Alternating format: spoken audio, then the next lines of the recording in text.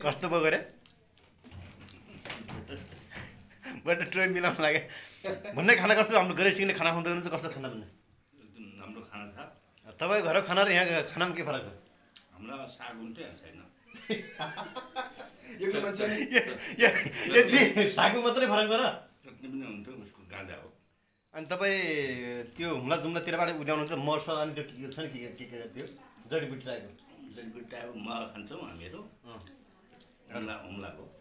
म खान्छु बिहान कफीसँग अनि साँझखेरि चिरिप्प हान्नुहुन्छ नि रामसँग हान्थेँ आइसक्यो 2-4 दिन भयो बिमार खोइ बढी खायो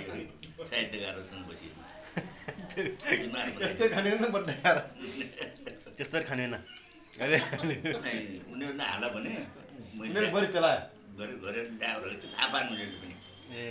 अनि खाँदा खाँदा त्यो बढी हालेको छ मलाई पनि उनीहरू माथि उनीहरूले बनायो कि तपाईँले सोपी खानुहुन्छ नि सोपी सोपी त म खानु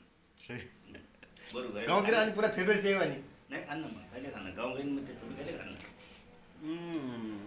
त्यो थर्ड क्लासहरू सिक्यो कि को खान्छ यार सोपी